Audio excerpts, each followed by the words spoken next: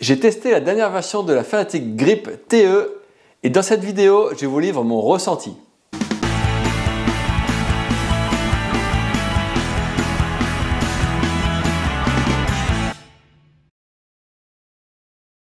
Salut les copains et bienvenue sur la Water Sport Zone. Cette semaine, on va parler de windsurf et en particulier de la Fanatec Grip TE 2023, une planche que j'ai eu l'occasion de tester en France et en Afrique du Sud au cours des derniers mois. J'en profite aussi pour vous glisser un petit mot sur le site Windsurf Trip Adéquat que j'aime bien utiliser pour organiser mes déplacements à l'étranger. En plus, Gilles, le boss, a été rédac chef de Wind comme moi et connaît vraiment bien le windsurf et tous les bons plans. Bref, je vous mets aussi le lien du site en description et bien sûr, je vous recommande ce site pour vos voyages. Donc pour revenir à nos moutons et plus particulièrement à cette Fanatec Grip TE 2023, on va commencer par parler de design et puis ensuite on passera au test sur l'eau. Donc après plusieurs saisons avec un shape identique, la Grip TE de chez Fanatec hérite d'un nouveau design cette année, d'une nouvelle forme pour 2023. Bien sûr, ce nouveau shape s'appuie sur les précédentes générations de grips connues pour leur polyvalence, mais il incorpore quand même pas mal d'évolutions avec un outline revu intégrant un swallowtail plus large, une nouvelle carène où les doubles concaves sont désormais plus profonds, le rocker est aussi désormais légèrement plus courbe, tandis que strap et pied de mât voient aussi leur position reculer sur la planche. Donc livrée en quad sur toutes ces tailles, la grip comporte 5 boîtiers d'ailerons pour permettre de la configurer à sa guise en trifine ou en quad. Au niveau de la construction, la technologie Fanatec Biax Inegra Carbone reste la solution retenue sur ce flotteur qui est fabriqué dans l'usine Cobra. Du coup, moi perso, j'ai testé la 81 litres avec des voiles entre 3,7 et 4,7 et c'est 5 mètres. Mais elle existe quand même en 6 tailles, donc je vous les mets à l'écran, mais donc il y a 69 litres, 76 litres, 81 litres, 87 litres, 93 litres et 99 litres.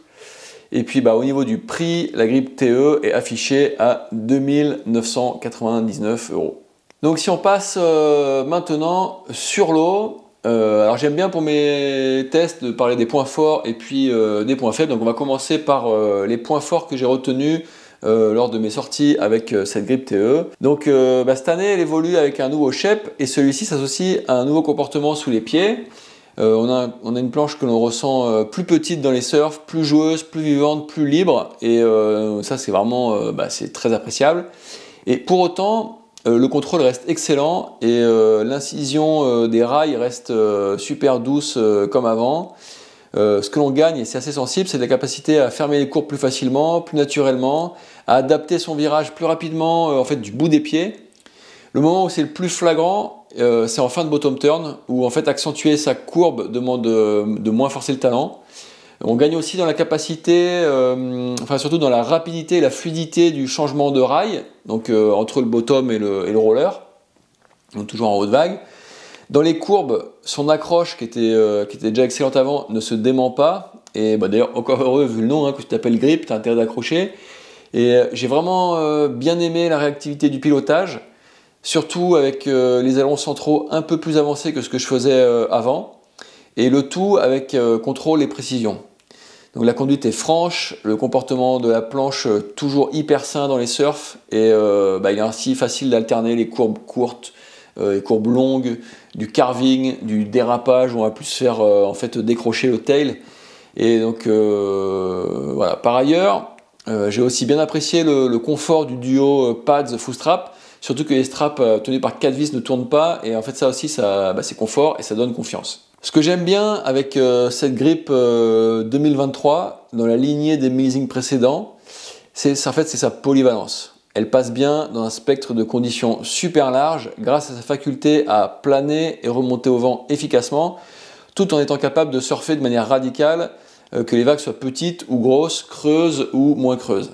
Pour autant, est-ce que cette Grip TE a des points faibles? Et globalement, en fait, c'est un peu ce qui caractérise les planches de vagues Fanatec depuis pas mal d'années. En fait, la force des Grip TE, c'est de ne pas avoir vraiment de gros points faibles. Avec une grip, on a l'assurance d'avoir une planche qui est plus ou moins bien tout le temps, dans toutes les conditions de vague. Il n'y a pas de gros manque éliminatoire. Même si, dans certaines conditions, on va pas non plus quand même complètement, on va pas se mentir, hein, mais notamment le side onshore léger, on pourra trouver plus efficace que cette grippe TE, plus rapide, plus nerveuse, et d'ailleurs à commencer dans la gamme Fanatec par la planche, la Mamba, qui répond plus à ce cahier des charges là. Donc cette année, la grippe, elle se radicalise légèrement, avec, donc on l'a vu, une faculté à tourner et à surfer les vagues radicales en progrès. Donc le curseur, il a été un peu plus poussé vers la radicalité et les bonnes conditions. Donc le revers de la médaille, c'est un départ au planning et une efficacité à bas régime qui sont un rien moins bon que sur les modèles précédents.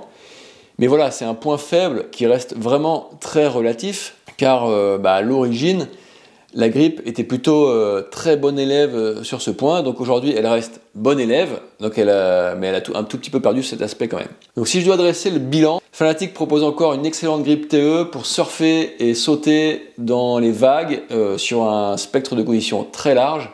Cette nouvelle version n'est jamais vraiment prise à défaut et c'est sa grande force. Avec la grippe, tu ne te dis jamais que tu as la mauvaise planche, et ça, croyez-moi, avec mon expérience, des milliers de planches que j'ai essayées, c'est une qualité finalement assez rare. Il y a beaucoup de planches qui sont excellentes à certains moments et puis qui montrent de vraies carences à d'autres. Donc voilà, cette année, la grippe, elle se radicalise quand même un petit peu, on l'a dit, mais sans abandonner sa polyvalence, et elle devrait ravir ceux qui voulaient pousser un peu plus le potentiel de la grippe dans des conditions plus radicales, sans que pour autant celle-ci perde ses qualités. Elle reste vraiment une des polyvalentes de référence pour moi sur le marché.